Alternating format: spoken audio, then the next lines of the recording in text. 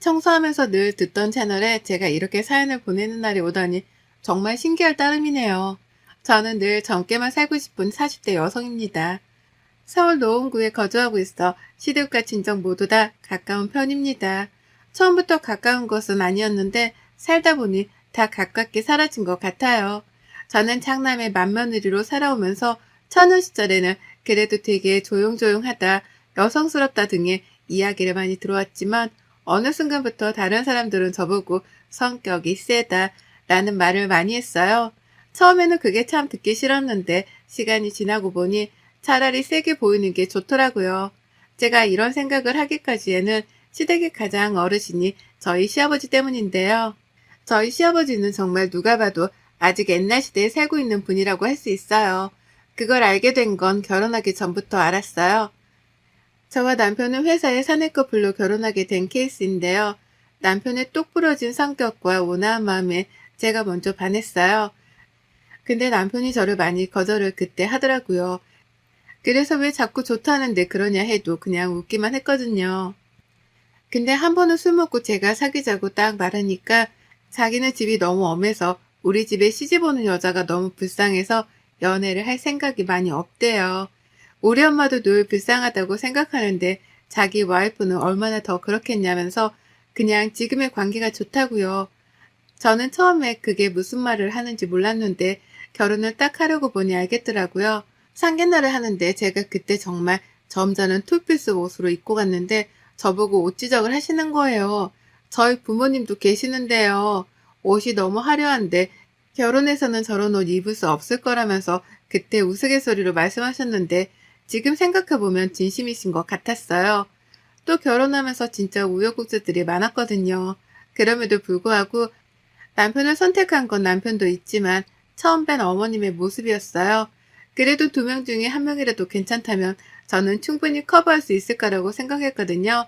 그리고 남편을 설득해 연애와 결혼까지 일사천리로 진행되면서 예단도 다 생략하자고 했는데 저한테 예단 목록을 들고 오셔서 고모님들 한복에 뭐 이불에 다 해와야 한다면서 그래야 우리 집 며느리가 될 수 있다고 말하시기도 했어요. 또 결혼식에서는 패백 아시죠? 요새 패백이 많이 없어지는 추세라고 하는데 그때 패백을 꼭 했거든요. 근데 그 패백할 때 신랑 쪽만 아니고 저희 부모님도 받을 수 있는 거잖아요. 뭐 법으로 정해진 것도 아니고요.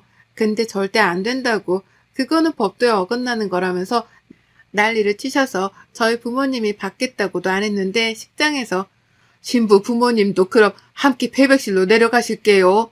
라고 안내해 주는데 갑자기 시아버지가 보러 화를 내면서 저희 부모님도 계신데 안 된다고 그랬다는 거예요. 저는 나중에 결혼식 끝나고 알았지만 이게 참 말이 되는 이야기인지 지금 시대에서 그렇더라고요. 그리고 아직도 여자랑 남자는 겸상을 하면 안 되고 제사는 무조건 옷도 다 갖춰입고 지내야 한다고 하는데 그 갖춰있는 옷이 뭔지 아세요? 한복이에요. 며느리들은 당연히 한복을 입어야 한대요. 남자들은 양복 입고요. 근데 웃긴 게 고모님들은 그냥 일반 옷 입어도 아무 말 안 하는데 저랑 어머님은 한복을 입어야 한다면서요. 그리고는 절도 하지 말라고 해요. 여자들은 절하는 게 아니라면서요. 혹시라도 제사 음식에 산 음식이라도 올라가면 거의 그날은 집에 폭탄이 터지는 날이라고 할 만큼 저희 시아버지는 굉장히 예민하시기도 하고 아직 조선시대에 살고 계시는 분이랍니다. 그래서 저는 가끔 어머님이 아버님 다 맞출 때면 정말 불쌍하다는 생각밖에 안 들어요. 저야 제사나 가끔 찾아뵙는 게 다지만 어머님은 매일 그 수발을 들고 있으려니 남편도 아빠의 성격에 질려서 시댁 가자고 해도 잘 가지도 않고 엄마만 맨날 불쌍하다고 하는 사람이에요. 다른 곳보다 저희 시댁이 유달리 제사가 참 많아요. 정말 알지도 못하는 분까지 제사를 지내는 시아버지 때문에 어머님은 제사에 제자만 나와도 막 소스라치게 싫어하시거든요. 1년에 제사가 명절 빼고 한 4번은 있는 것 같아요. 그래서 총 1년에 차례까지 하면 6번 정도 있죠. 우선 차례 2번 빼고 4번 중 2번은 남편네 할아버지 할머니 제사고요. 2번은 남편의 증조 할머니 할아버지죠. 근데 보통은 다 같이 묵고 산다는데 저희 시댁은 다 각각 따로 해요. 정말 미쳐버리겠는 거죠. 저야 뭐 어머님이 아직 있어서 그냥 가서 거드는 정도인데 어머님은 제사 전날 준비부터 시작해 음식을 다 만드시니까 맨날 끝나고 나면 병이 나실 정도라니까요. 남편이 매일 이제 그만 제사 합쳐서 지내자고 말씀을 드려도 들은 채도 안 하세요. 그건 자기가 살아있는 동안에는 있을 수 없잖아요. 그래서 남편이 산 사람한테 못하는데 죽은 사람한테만 잘하면 뭐하냐고 하면 시아버지가 호통치고 난리가 나죠. 그래서 그냥 다들 아버님 그러자 하면 내내 하는 편이기도 해요. 저는 지금까지 제사에 대해서 뭐 딱히 좋지도 싫지도 않은 그냥 그렇게 살아온 사람이었어요. 다들 그렇게 제사가 많으면 힘들지 않냐 하는데 물론 힘들기는 해도 어머님이 제가 늘 가서 일찍 도와드린다고 해도 오지 말라고 지낼 때나 오라고 혼자 하는 게 편하다고 늘 그러시거든요. 그래서 저는 정말 끝나고 어머님 도와서 하는 거 말고는 사실 딱히 하는 게 없어서 그렇게 싫지가 않았던 것 같아요. 그러다 올해 어머님이 갑자기 집에서 청소하시다가 쓰러져서 응급실에 가는 상황이 생겼어요. 병원에서는 과로해서 그런 거라고 했지만 몸이 하루가 다르게 너무 피곤해 하시고 힘들어 하셔서 검사를 받아보았는데 갑상선 암이라고 하시더라고요. 요새 갑상선 암 많이들 걸리고 회복도 빠르다고 하지만 어머님은 위치가 좋지 못해 반절제는 어렵고 전절제로 진행해야 할 것 같다고요. 임파선까지 전이가 된 상황이라 수술하고 나서도 많은 후유증이 있을 거라고 하시더라고요. 가족들 다 어머님이 항상 아픈 적이 없이 잘 지내셨으니 이번 일도 그냥 단순 감기일 거라고 생각했지만 갑자기 이런 결과가 나오니까 다들 놀라고 엄청 힘들어 하시더라고요. 특히 아버님께서 어머님이 어쨌든 암이라고 하니 신경 쓰는 것 같더라고요. 그렇게 어머님은 최대한 빠르게 수술을 진행하기로 했고 하고 나서도 잘 회복을 못 하시더라고요. 수술하고 나서 임파선까지 너무 전이가 커서 수술 이후에도 치료를 계속 받아야 할 것 같다고까지 병원에서 했으니까요. 원래 3, 4일만 입원하며 수술하고 바로 퇴원하는데 어머님은 몸이 너무 안 좋아 회복을 못 하셔서 거의 2주 넘게 병원에 계셨어요. 그때는 아무것도 못 드셔서 살이 정말 많이 빠지실 정도였으니까요. 퇴원하고 나서도 밥도 제대로 못 드시고 거의 말도 잘 못하시고 또 수수 부위에 덧나서 병원 다니시느라 고생하시고요. 그래서 제가 집에서 반찬 이것저것 해서 가져다 드리고 시아버지 밥상도 차려드리고 했거든요. 제가 보더라도 어머님의 상태가 정말 좋지 못했고 저는 어머님이 좀 쉴 수 있도록 차라리 혼자 잠깐 지내시면서 회복하시는 게 어떻겠냐고도 권유했어요. 한 달이라도 집안일도 안 하고 푹 쉬면서 간병인 구하자고요. 근데 아버님이 극구 반대를 하시더라고요. 요새 갑상선암은 암도 아니라면서 그냥 너희 엄마 꾀병 부리는 거라고 그러는데 참 평생 같이 산 남편이 저런 말을 하니 가족들 다 시아버지한테 질렸죠. 뭐 원래도 그 성격 어디 가겠나 싶었는데 막상 수술하고 주변에서 갑상선암 금방 회복한다 이런 말을 듣고 오신 건지 계속 금방 나을 거라고 그러더라고요. 그리고는 어머님 퇴원하고 2주도 안 돼서 다가오는 또 제사에 이번에는 남편이 나서서 가족들 밥 먹는 자리에서 이야기했어요. 아빠, 이번에는 엄마도 아프니 제사 넘기던가 넘기지 못하겠으면 그냥 다 사서 하자. 엄마가 제사 준비하기도 힘드니까. 라고 하니 아버님은 갑자기 얼굴이 새빨개지면서 너는 맨날 제사 타령. 당연히 엄마가 아파도 할 건 해야지. 며느리도 있고. 이러더군요. 어머님이랑 저는 그냥 조용히 있고 남편이 아무리 말을 해도 설득이 될 것 같지 않아 그냥 어떻게 해야 하나 고민하고 있었어요. 그래서 제가 어머님께 이번에는 그냥 사고 아버님께 했다고 하면 어떻겠냐고 먼저 제안을 드렸어요. 어머님은 그건 좀 그렇다 라고 하셨지만 어머님 몸 생각도 하셔야 하고 제가 해간다고 해도 어머님 마음이 불편하시니까 제가 한다고 하고 사서 가겠다고요. 어머님이 알겠다고 하셔서 열심히 만든 것처럼 보이게끔 제사 음식을 사서 나갯나통에 넣어서 가져갔어요. 다행히도 그때 아버님이 눈치를 못 채서 이래저래 잘 넘어가긴 했어요.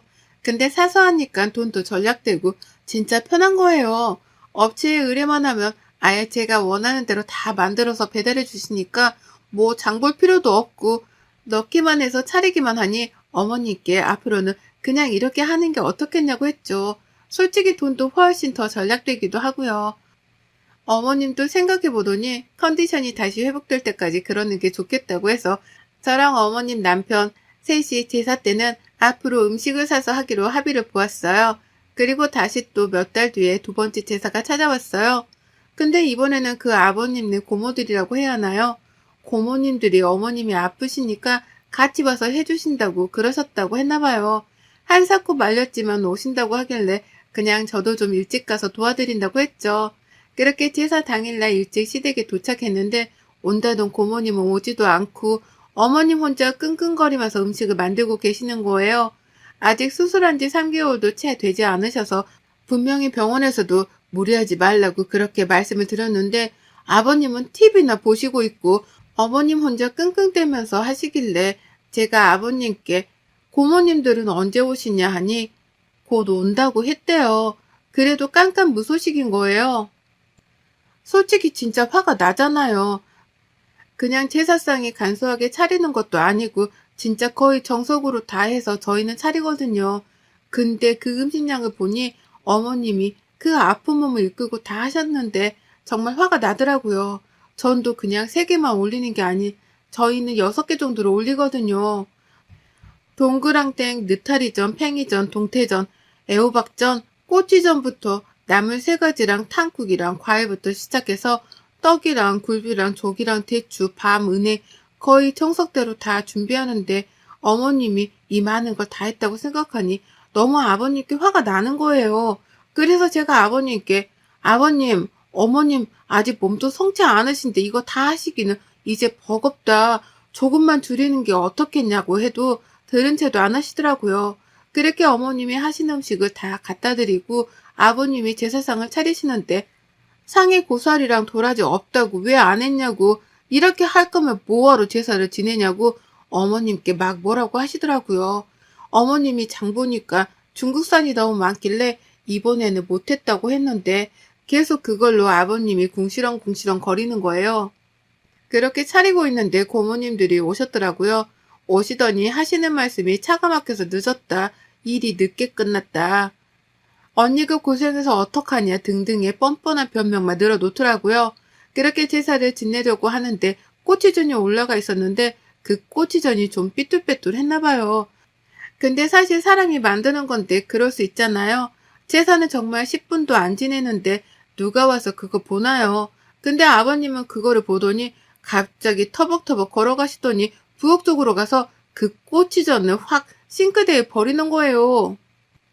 이럴 거면 제사 지내지 말라고. 제사는 정성인데 이딴 거를 제사상에 올리냐면서 막 어머님한테 삿대질을 하면서 뭐라고 하시고 고모들도 있는데 막 어머님께 소리소리를 치더라고요.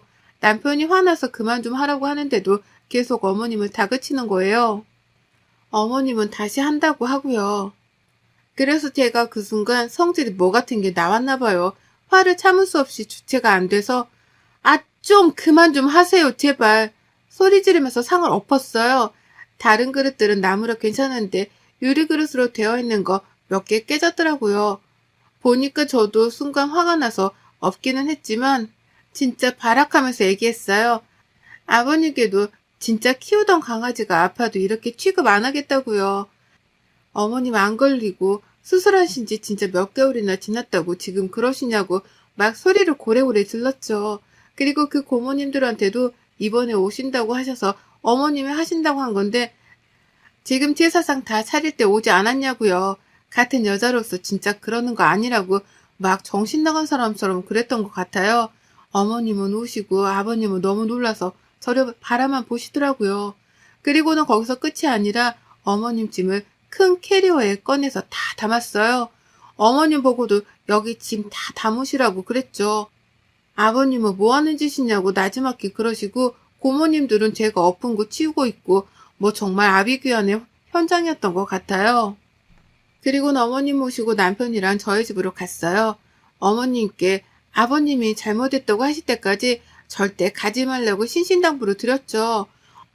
어머님은 울기만 하고 너희 볼 면목이 없다고 막 그러시는 거예요. 그런 이야기 하지 마시라고 여기서 좀 쉬시라고 그랬거든요. 남편은 저한테 너무 미안하고 자기가 못했던 거 해줘서 고맙다고 하더군요. 저도 그렇고 상 얻고 나서 당연히 좀 걱정은 되었지만 어머님을 보니 더 이상 그 집안에 있으면 안 될 거라는 생각이 들더군요. 그 뒤로 아버님은 어머님께 계속 전화하시는 것 같던데 제가 받지도 말라고 했어요. 그러면 아버님 또 그런다고요.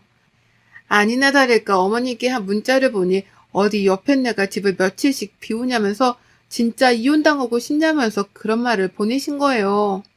아직도 이건 정신을 못 차린 것 같더라고요.